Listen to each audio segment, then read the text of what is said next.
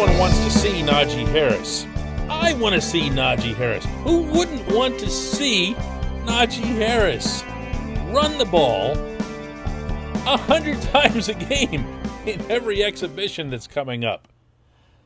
Probably shouldn't happen, though. Good morning to you. Good Wednesday morning. I'm Dan Kovacevic of DK Pittsburgh Sports. This is Daily Shot of Steelers. Comes your way bright and early every weekday morning. If you're into hockey and or baseball, I also offer up daily shots of Penguins and Pirates right where you found this. The Steelers do still have 4 preseason games because of the Hall of Fame game August 5th in Canton.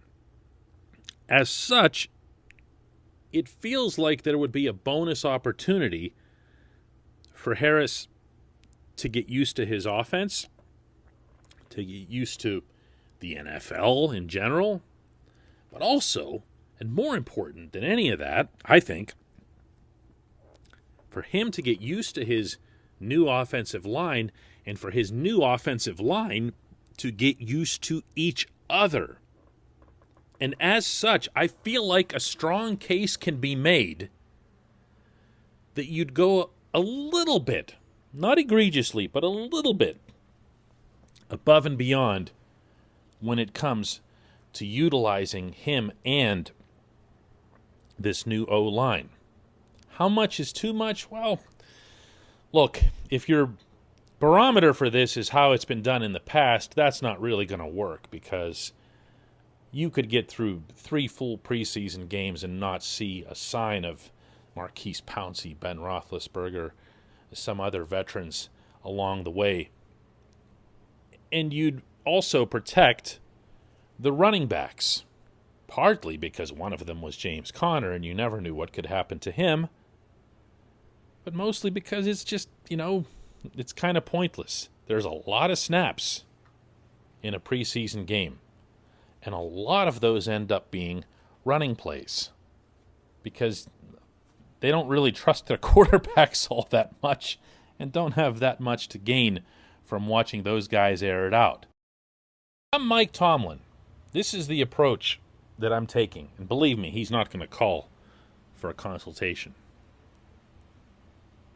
I would have Harris and the offensive line, meaning the presumed, projected, starting offensive line, out on the field to start every preseason game, including in Canton.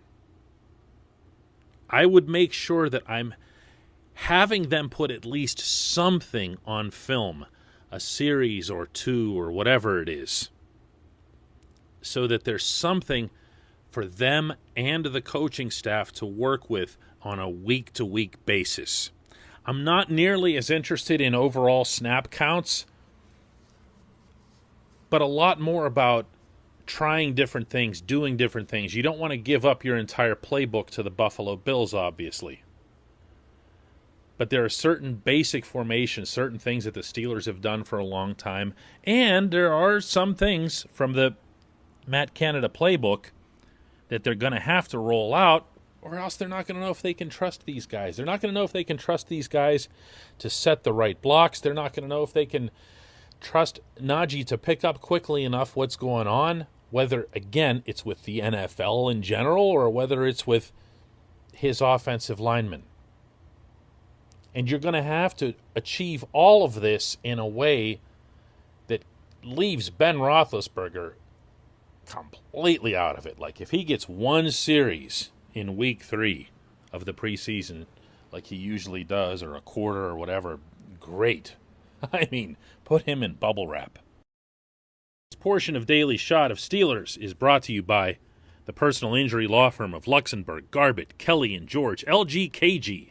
They represent people who are hurt in car accidents, who need assistance with workers' comp, who filed medical malpractice claims. The attorneys at LGKG pride themselves in doing what they say they're going to do. It's important to them that when they make you a promise, they keep that promise. They've been keeping promises in our region for over 80 years. Learn more about them at lgkg.com. Fair number of snaps or carries, however it is that you want to break it down. I'm looking at For Najee, I'm probably looking at something in the range of 40, maybe even a little bit more, meaning over the entire preseason. I haven't lost my mind. And the offensive line men, plural, can be out there a little longer with guys working in and out of the rotation so that they too can experience for him, and there too the coaches will be able to accumulate film. It's going to be a little bit frustrating because I want to see this kid. You know? I want to see all of this come together. Of all the fears that are out there, a lot of them justifiably held. There's nothing that touches whether or not this team will actually be able to run the football. Nothing even comes close. It's not Alex Highsmith taking Bud Dupree's place, depth at safety and stuff like that. None of it approaches whether or not this team will be able to run. Because if this team can, in fact, run, everything changes about the outlook that I think all of us will have. If you're thinking 7-10 without the run, you're thinking 10-7 with it. The more this kid is out there, the more reps he gets, the more comfort level he finds, the more confidence that they all find together, the better they'll feel going into Buffalo. The rest of this stuff, let's face it, we know the Steelers can do these other things. We've seen them do it. Deep passing, maybe we can kind of set off to the side, but I'd like to think that if they can run the ball, that'll open up some options for Ben and the receivers downfield. But otherwise, just get this right and take advantage of every opportunity every week through August to make that happen. When we come back, just one question.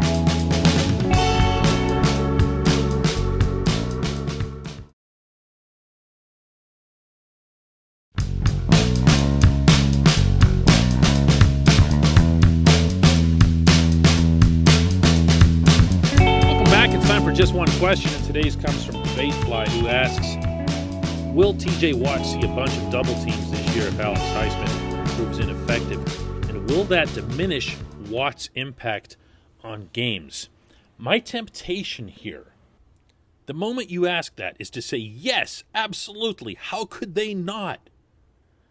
But then, if you go back and look at all 6 games that Bud Dupree missed following his injury in 2020, and watch the attention that was paid to TJ on his side, you won't see much of it. You'll see a tight end stay in and chip. You'll see, on a really specific situation, a running back or fullback hang in there to try to make sure that he's got a second body to go through. But you didn't see any sort of specialized gimmick formation for him. Certainly not like what you would see and what the Steelers did, you'll recall, with Aaron Donald when they faced the Rams and went with this all gimmick offense. Matt Filer was specifically assigned to double him and all this other stuff that they were doing. TJ was pretty much just left to be TJ. Why? I don't know. I can't begin to understand that. Yes, again, some teams did a little bit of it, and it might have been a little bit heightened, but there wasn't much. And that made no sense to me. Cleveland didn't do it, meaning in the playoff game. It's mind-boggling to me. Maybe these teams looked at film of Alex Highsmith and said, well, we really can't do that. We can't take our eyes off of this guy. Or they just said, this interior defensive line is really good as well, and we can't afford to be subtracting any kind of presence there as well. or else Cam Hayward, Tyson Alualu, Stephon Tuitt is going to come in there and eat us alive. But it doesn't make any sense. It doesn't make any sense.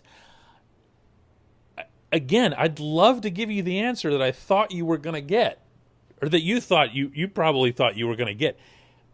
But this is it. This is what I saw with my own eyes. Now, maybe that'll change. Like you said in your question, what if Highsmith turns out to be a disappointment?